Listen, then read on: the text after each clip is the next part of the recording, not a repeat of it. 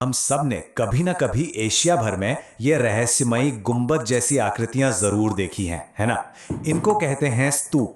पर पता है, ये सिर्फ पत्थर की इमारतें नहीं हैं।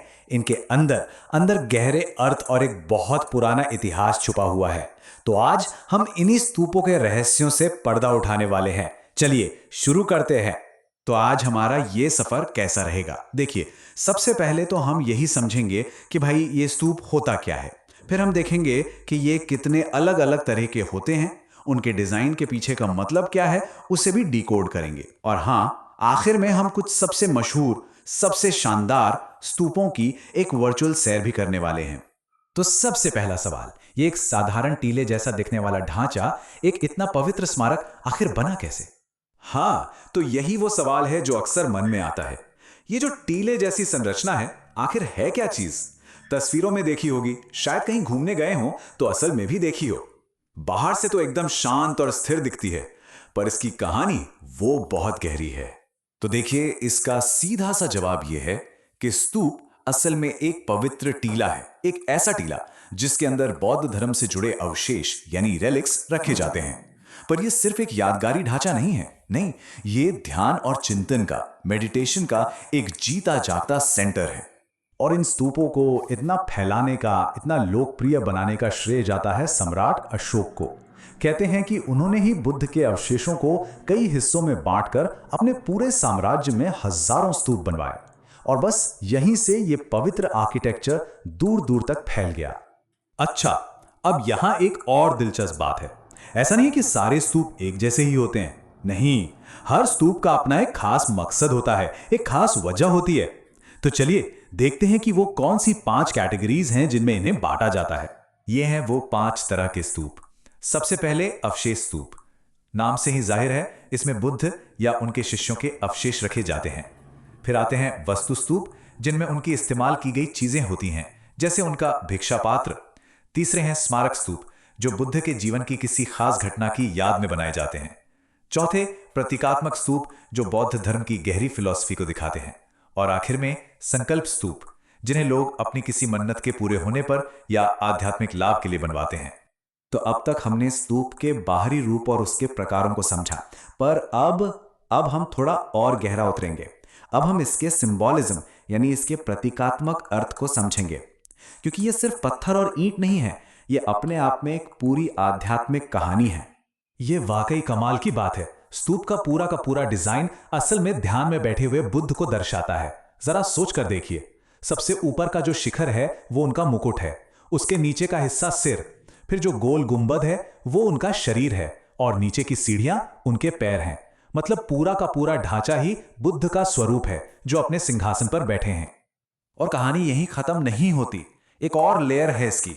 ये स्तूप सिर्फ बुद्ध का ही नहीं, बल्कि ब्रह्मांड के 5 मूल तत्वों का भी प्रतीक है। इसका जो चौकोर बेस है वो है पृथ्वी, गोल गुंबद पानी को दर्शाता है, ऊपर की ओर उठता हुआ शिखर आग है, और उसके ऊपर छत्र हवा का प्रतीक है, और सबसे ऊपर का जो बिंदु है वो है आकाश या स्पेस। मतलब एक ही स्ट्रक्चर में पूरा का पूरा कॉस्मोस समाया हुआ है। तो अब जब हम इसकी थ्योरी समझ चुके हैं, इसके पीछे का सिंबॉलिज्म जान चुके हैं, तो क्यों ना भारत के कुछ सबसे मशहूर, सबसे ऐतिहासिक स्तूपों की एक यात्रा की जाए। चलिए देखते हैं कि ये सारी बातें असल में जमीन पर कैसी दिखती हैं। और हमारी पहली मंजिल है सांची। सांची का जो महान स्तूप है, उसे सबसे पुराने स्तूपों में गिना जाता है। कहते हैं इसकी नींव खुद सम्राट अशोक ने रखी थी, और फिर जैसे जैसे वक्त बीता, इसे और बड़ा और भव्य बनाया गया। और यहां एक बहुत ही दिलचस्प सबूत मिलता है। इसके दक्षिणी गेट पर एक शिलालेख है, विदिशा के हाथीदांत के कारीगरों का। इससे पता है क्या पता चलता है कि शुरू में स्तूप लकड़ी और हाथीदांत जैसी चीजों से बनते थे, जो वक्त के साथ खराब हो जाती। लेकिन फिर कारीगरों ने पत्थर जैसी टिकाऊ चीजों का इस्तेमाल करना शुरू किया। यह सिर्फ एक टेक्नोलॉजी का बदलाव नहीं था, यह इस सोच का सबूत था कि इन स्मारकों को हमेशा हमेशा के लिए बनाए रखना है। अब सांची से चलते हैं अमरावती।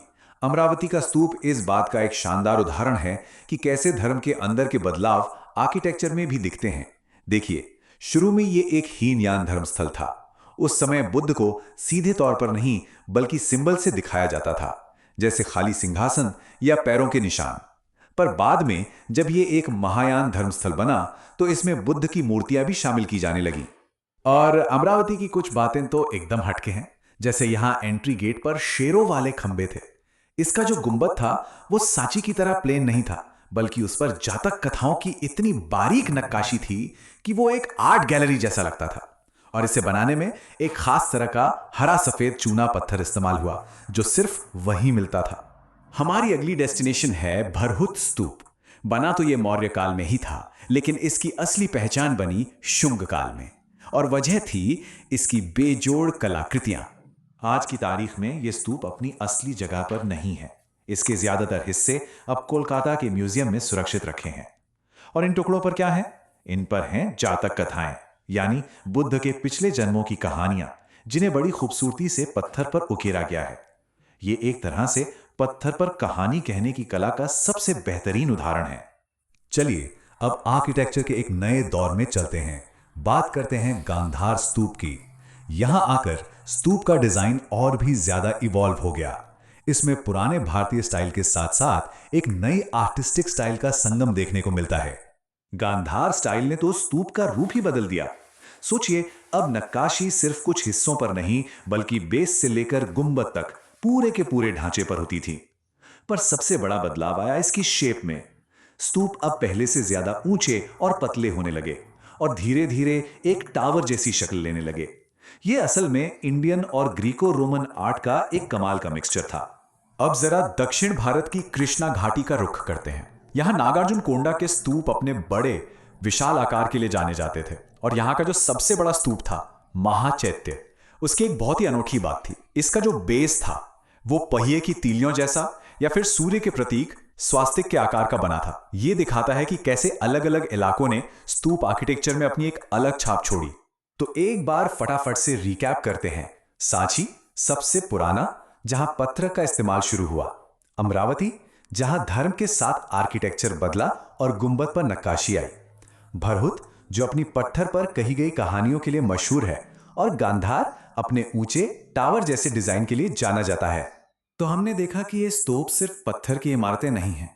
ये तो आर्किटेक्चर के रूप में एक स्पिरिचुअल गाइड की तरह है, जो देखने वालों को गहरे मतलब की तरफ ले जाते हैं।